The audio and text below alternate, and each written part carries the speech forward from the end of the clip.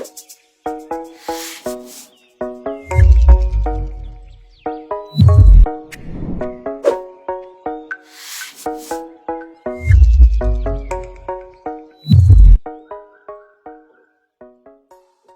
buenas tardes, bienvenidas y bienvenidos a Rompiendo Esquemas. En esta oportunidad nos encontramos con el destacado infectólogo, investigador de la Universidad Cayetano Heredia, Eduardo Botuso. Doctor, bienvenido a Radio Conexión Vida y por estar conectado con nosotros esta tarde. Muy buenas tardes y muchas gracias por la invitación.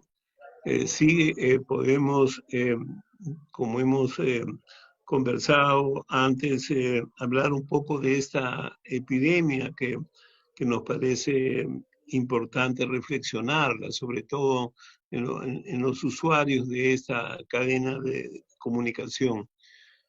Como todos hemos visto, estamos sufriendo un impacto notable en todo el mundo y el Perú no es una excepción. Se ha hecho una diseminación por vía respiratoria de manera muy rápida, donde lamentablemente el Perú, dentro de América Latina, junto con Brasil, han sido los países que más han sufrido esta situación, teniendo un número muy elevado diariamente de casos nuevos y de casos fallecidos. Es necesario manifestar que, como es una enfermedad respiratoria, la forma de diseminarse por vía respiratoria está siendo muy fácil porque no se han cumplido por muchas personas los cuidados necesarios. Y entonces tenemos un número nuevo de casi 3.000 a 3.500 casos nuevos por día en todo el Perú, lo cual hace que seamos uno de los 6 países del mundo que están reconociendo más casos. En la fase inicial, en la cuarentena, dio resultados en 2 direcciones. Uno, en reducir un poco la velocidad de la diseminación inicial. Y en segundo lugar, el tiempo para que el sistema de salud totalmente debilitado se fuera fortaleciendo. Sin embargo, la extensión prolongada no ha dado resultados. O sea, eso es una cosa real y no ha dado resultados, porque la población no ha podido cumplir los objetivos, no se han, evaluado bien los puntos críticos en cada una de las ciudades, en cada uno de los puntos. Entonces, esta es una cosa necesaria mirarla. Doctor, La segunda, sí, a 2 meses, ya casi 2 meses, porque el 15 se cumplen casi 2 meses, el 15 de este mes de mayo se cumplen 2 meses de cuarentena. ¿Usted cree que solamente la culpa o la responsabilidad recae en la población o que no se han tomado algunas medidas sanitarias, algunas políticas de medidas sanitarias respecto a esta pandemia por parte del Estado? No, la población tiene un rol, tiene una parte, mucha de la población está cumpliendo la cuarentena de manera muy activa. Obviamente que hay problemas sociales que no corresponden a esta situación, sino a todo el histórico del Perú de los últimos 50, 100 años. Así es. La salud y la educación han sido las cenicientas de los presupuestos, y entonces ha sido un sistema de salud debilitado, un sistema educativo muy debilitado, etcétera. Y finalmente tenemos la situación de que las estructuras administrativas no han sido eficientes, es decir, se dice, se compró los reactivos, pero no llegaron, no estaban en su sitio, se compraron las mascarillas, y como efecto, como ustedes han visto, lamentablemente hay ciudades, en Loreto, por ejemplo, hay más de 60 médicos afectados, se han fallecido 11 de ellos, o sea, no estamos hablando de una cosa simple, ha habido una tremenda falta en responder con rapidez a una situación de emergencia. O sea, no ha habido, digamos, los suficientes equipos. Es cierto que a nivel internacional ha habido mucho manipuleo de los materiales, no han querido vender los equipos temprano, no han querido dar las mascarillas, los reactivos de una manera activa como necesitaba el Perú. Y eso ha sido una responsabilidad primero administrativa y también de las relaciones internacionales. Pero es cierto que la administración del Estado en el Perú se ha visto claramente presente en que no podemos responder a una pandemia con una estructura burocrática densa, etcétera. O sea, hay una parte de eso. Hay una segunda parte que yo creo que es más importante, es que la vigilancia tiene que ser una vigilancia que nos oriente hacia dónde están pasando los problemas. Nosotros hace más de 5 semanas insistíamos en el tema de los mercados y los bancos. Entonces, ha habido una demora en, como se dice, tomar el toro por las astas.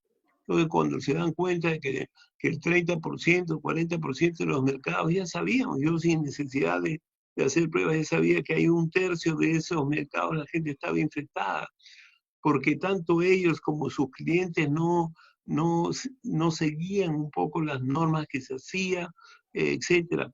En el caso del personal de salud es una lástima porque no se le ha dado los equipos más importantes para protegerse y por eso tenemos un número tan elevado. Yo entiendo que algún médico ha tenido un acto que se ha equivocado, hay algunos médicos que se han enfermado fuera de su ejercicio, o sea, no, digamos, no han estado viendo pacientes, es decir, ellos como cualquier médico y como cualquier otra persona viven en la comunidad y se han podido adquirir, pero el grueso de los médicos lo han adquirido por ver pacientes con COVID. Entonces, hay una situación que es múltiple. O sea, aquí la actividad no es solamente responsabilidad. Yo lo que te digo es que deberíamos tener una evaluación comunitaria en la cual la propia gente le pide a las otras personas, oye, usted está usando más la máscara, me está enfermando a mí y a mi familia. Es como cuando tú vas a un restaurante y alguien fuma, te dicen, oye, me estás enfermando a mí. Y entonces es un poco lo mismo, es decir, crear la conciencia de eso. Pero obviamente la organización tiene que ser buena. Hemos fallado porque no teníamos pruebas suficientes para aislar a los casos. Entonces, una vez que tú tienes un caso, tienes una familia que está involucrada y te quedan dos opciones, o aíslas bien el caso o aíslas a toda la familia. Entonces, se han hecho esfuerzos, pero son esfuerzos intermedios. Por ejemplo, se han usado hoteles en todas partes del Perú para que se puedan aislar las personas que no tienen facilidades en la casa. El Estado ha hecho un gran esfuerzo de eso y está bien, o sea, pero digamos, medias verdades son medias mentiras. Igual, cuando tú haces una labor así, hacer las cosas en medio no te resuelve, hay que hacerlas completas. Doctor, una de las preguntas, una de las interrogantes y que se dan en la mayoría de las personas en este momento es la situación en la que se encuentran ellas mismas respecto al tema de si están o no contagiadas con el COVID, ¿no? Las personas en este momento viven una incertidumbre en la que no pueden determinar si realmente ellas son portadoras del COVID o no son portadoras, porque usted ha mencionado que no hay las pruebas suficientes para que la población conozca. ¿Usted cree que es recomendable que se masifiquen las pruebas para tener una visión más general y las personas sepan qué hacer respecto a si son asintomáticas o no son asintomáticas? Lo que pasa es que no sé, perdón, primero el Perú es el país que más Pruebas pruebas ha suficientes. hecho en América Latina, hecho Así es. 500.000 de pruebas, o sea, al Sí, sí, Perú sí. pruebas no le faltaron, por eso es que tenemos, por ejemplo, México, que no hace esas pruebas, tiene más del doble de fallecidos que el Perú, pero tiene como la mitad de casos reportados. Quiere decir que a ellos hay una gran cantidad de gente que no lo sabe que tiene. O sea, Así es, el exacto. Perú está haciendo un esfuerzo, eso tenemos que reconocer, ¿no? O sea, tenemos que reconocer las cosas que están siendo útiles. La segunda cosa es que la gente no tiene por qué mirar si está contagiado o no. Porque yo puede ser que te hago la prueba hoy día y te digo, no estás contagiado, pero te contagias mañana. ¿Te das cuenta? O sea, el hacer la prueba no significa que uno tiene una luz verde. Las precauciones se siguen. Y en segundo lugar, tampoco la prueba es necesaria si suponte que estoy en un sitio alejado y un paciente comienza a estar enfermo y yo creo que tiene COVID, lo voy a manejar como COVID. O sea, lo voy a aislar, le voy a poner su máscara en su casa, se va a aislar de su familia, etcétera, etcétera. Y si hay necesidad, porque es un grupo de riesgo, le doy tratamiento para que, no, entre comillas, no evolucione la enfermedad. ¿Te das cuenta? O sea, desde ese punto de vista es fundamental, digamos, esta situación de poder tener las pruebas cuando son necesarias. No podemos estar haciendo chequeo cada semana en todo el Perú, eso no lo puede hacer nadie, no hay forma de Mm, hacerlo. Entonces, ¿quién se debe hacer? Las personas que están en riesgo porque su pareja o alguien de su casa tuvo eso, se debe hacer. Personas que ujú, comienzan a tener síntomas se debe hacer, pero no hay que hacer a las personas para ver si estoy infectado. Eso no es una buena pregunta en el momento de una pandemia, porque te vas a agotar en buscar a las personas y no vas a hacer donde sí lo necesitas. Y en segundo lugar, lo puedes hacer cuando tú estás haciendo un plan de vigilancia. Quiero saber en este distrito cuántas personas hay, entonces hago al azar al muestreo, así como se hace para las elecciones, para saber cómo fueron los votos. Igual voy a hacer esto y voy a determinar cuántas personas hay infectadas en este distrito, haciendo un muestreo, se llama. Pero en general eso se hace para tener planes de control de la enfermedad. Pero tú me estás hablando de la persona que quiere saber si está infectado o no. Eso no es un buen plan, no se debe recomendar. Las personas deben asumir siempre que están sanas. Y si están ujú. enfermas van a tener síntomas. Pero lo importante es que no contagien, o sea, que no hagan Exacto, cosas para contagiar a otra persona. exacto. Doctor, hay un grupo de personas que viven con otras condiciones crónicas, ¿no? Diabetes, VIH. Nosotros trabajamos mucho con personas que viven con VIH y en este momento la atención de primera línea, las consultas a las que las personas por su misma condición tienen que asistir, no se está dando, ¿no? Antes de la entrevista conversábamos acerca del esfuerzo del Ministerio de Salud respecto a este tema. ¿Podría darnos su apreciación, por favor, respecto a la falta de atención en la primera línea de las personas que viven con otras condiciones crónicas? Sí, a mí me preocupa mucho eso y esa fue mi principal razón por la cual yo creía que se debería levantar la cuarentena y se debería levantar de manera progresiva. Y dentro de la progresión era mejorar los puntos críticos de la economía peruana como la minería o la pesca o la agricultura, más que la cuestión urbana, por lo menos prioritariamente. Y en segundo lugar, tener abiertos todas las condiciones para las pacientes con condiciones crónicas. Llámese cáncer, enfermedad del corazón, enfermedad de los pulmones, VIH, diabetes, etcétera. O sea, personas que sí requieran, por ejemplo, ojo que tenemos ya casi 3 meses que los niños no se vacunan. Y eso obviamente que te pone un grupo de niños en la posibilidad que nos llegue un sarampión y boom, haya un brote de sarampión. ¿Te das cuenta? O sea, estamos en eso. O sea, yo diría que sí debe abrirse selectivamente. También sé, por lo menos en el Hospital Cayetano Heredia, el esfuerzo honorable e intenso que hacen las chicas enfermeras del proceso. Entregan las medicinas, estamos pidiendo que ya los pacientes no vayan una vez al mes, sino que vayan 3 meses, de medicina para 3 meses, y ya no tienen que regresar al hospital. Los hospitales no están contagiados, o sea, recuerden bien que los locales no están, son las personas que están ahí. Entonces yo voy, recojo mis cosas y me voy, chao, hasta luego, hasta dentro de 3 meses. Entonces, porque mucha gente me dice, no, doctor, yo que voy a ir al hospital me voy a contagiar. ¿Te das cuenta? O sea, es como si hay una Mm, nube de virus en el hospital. En los sitios que hay pacientes y no se están cuidando de esa zona, pues la tienen que limpiar, airear, y cualquier paciente, incluyendo una mujer embarazada, no debe pasar por las zonas COVID, tiene que ir por el otro lado del hospital. Por eso en muchos sitios, por ejemplo en Cayetano, se hace el screening fuera del hospital, en una zona anexa que era como el garaje del hospital, ahí se está haciendo el screening para que ese paciente no entre a mezclarse con otros pacientes que están en emergencia porque tuvo un accidente, porque tuvo un infarto, porque tiene una apendicitis o porque es una chica que está por dar a luz. Entonces, yo creo que sí, yo te diría que nos preocupa profundamente que las personas no puedan cumplir, pero tampoco que se exponga mucho. Por ejemplo, ayer salió una nota en la OMS, anteayer, sobre el tema de tuberculosis, donde tú tienes que ir todos los días. ¿Te das cuenta? O sea, no tiene Claro, sentido. Ahora claro. están dando, creo, una vez por semana. Yo justo quiero hablar con los responsables, decirles, no, que denle pues, el tratamiento para un mes, que los pacientes, porque los pacientes hoy más que nunca están preocupados de su salud.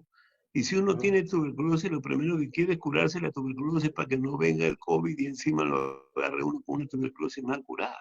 Entonces, tenemos que alejar la presencia de los pacientes. La siguiente cosa que te puedo decir en relación a HIV, ahí he visto la lista de fallecidos. Lamentablemente no mencionan cuál es el número, mencionan un número ahí, porque en Estados Unidos no se ha reconocido que el VIH es un factor de riesgo. Hasta ahora no aparece. Y no aparece porque la mayoría de pacientes están tomando terapias retrovirales, Claro. que de alguna manera, no te digo que sea una gran medicina, pero de alguna manera si tú estás tomando todos los días y te llega el COVID, resulta que no le das tiempo para que se te reproduzca en tu organismo. Entonces, hay la impresión de que el VIH no sería primero que no sería fácil de adquirirlo, porque están tomando, y lo segundo, que los casos que se han visto, yo no sé si son personas que están bajo control, ¿no? Precisamente nosotros estamos comenzando una investigación para dos cosas. Uno, la oportunidad de recibir medicina. Dos, el que no recibe medicina, ¿por qué? Porque no hubo, porque no encontró el hospital, porque tuvo miedo de ir al hospital, etcétera. Sí nos interesa mucho, y si alguno está infectado, por favor que vaya a su sistema, porque los hospitales sí mantienen el proceso. Todos los hospitales grandes de Lima, estoy hablando de hospitales grandes de Lima, no te puedo decir de provincias porque no estoy enterado, pero hay una red que es, como digo yo, oficiosa, porque no está oficial, es una red de enfermeras que para mí son el pulmón del proceso. Ellas sí están y se juegan la vida porque ellas podrían excusarse, ¿de acuerdo? No, que venga una y que ya vea, pues ya es cosa del...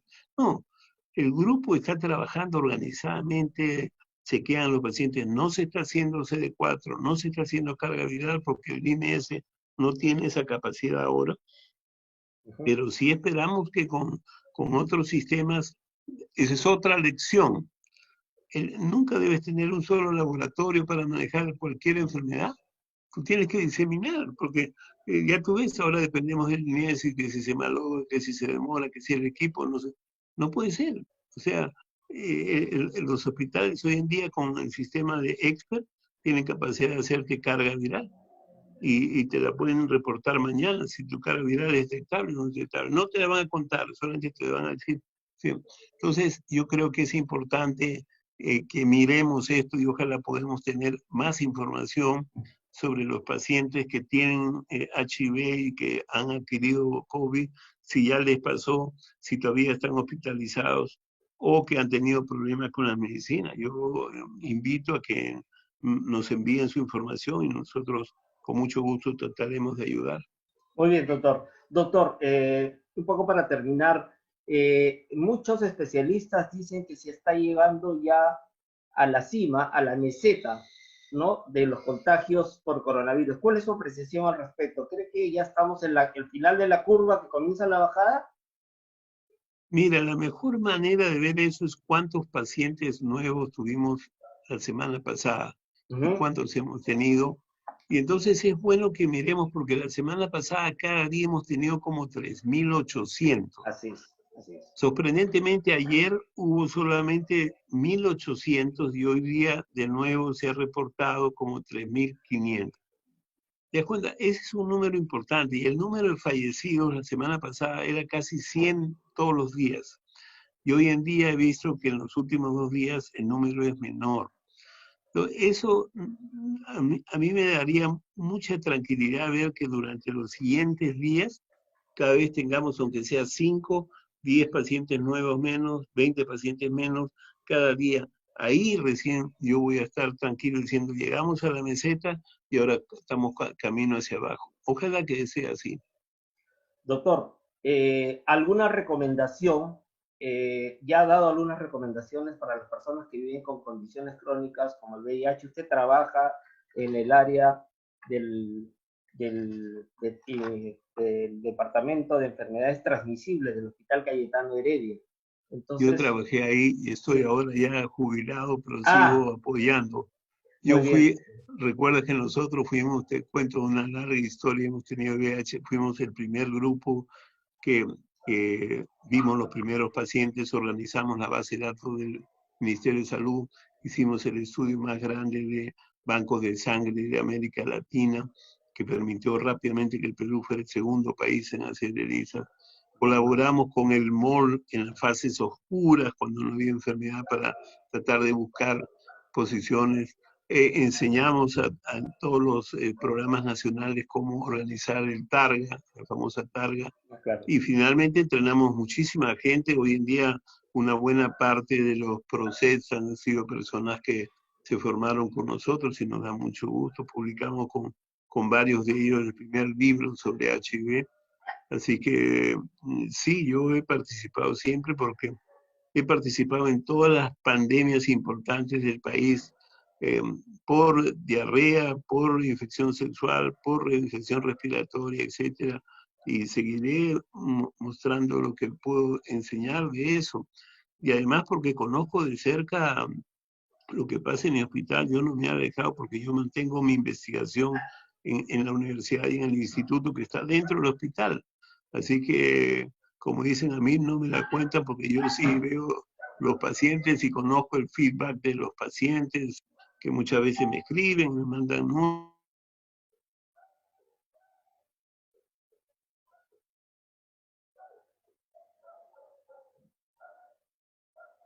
y estrategias al tener buena información. Muy bien, doctor. Entonces, las recomendaciones finales para las personas que viven con esa condición crónica, para terminar. Dos cosas. Los diabéticos, que por favor hagan ejercicio, se alimenten bien y cumplan su tratamiento de su... Deben controlarse siempre. La glucosa debe estar debajo de 130 siempre. La segunda cosa, los pacientes con HIV no deben dejar sus medicinas por ninguna razón. O sea, tendrán que ir al hospital y hacer su sitio de espera en el proceso, pero no deben dejar de usar la mascarilla sí o sí. Deben mantenerse siempre los cuidados que se cumplen para todos. O sea, deben fortalecer su cosa, una buena alimentación, hacer actividad física, hacer ejercicios, pero muy importante que cumplan su tratamiento. Porque si cumplen su tratamiento y tienen buenas defensas, el paciente hasta ahora es como cualquier otro ciudadano que puede contagiarse o no contagiarse y que no va a ser formas más graves. Los que hacen formas graves son los que no tienen buen control. Doctor, le agradezco muchísimo que haya estado esta tarde con nosotros y lo invitamos en que cualquier otro momento podamos conversar con usted sobre el tema que usted domina muchísimo, que es parte de nuestro trabajo cotidiano desde la organización en la que pertenecemos y desde la radio, desde Radio Conexión Vida. Muchas gracias a ustedes y como le dije, mi correo es mi nombre, es eduardotuso@yahoo.es y con mucho gusto podré contactar y cuando ustedes me quieran invitar, otra vez también colaboraré con esa situación. Muchas gracias y muy buenas tardes. Muy buenas tardes, doctor.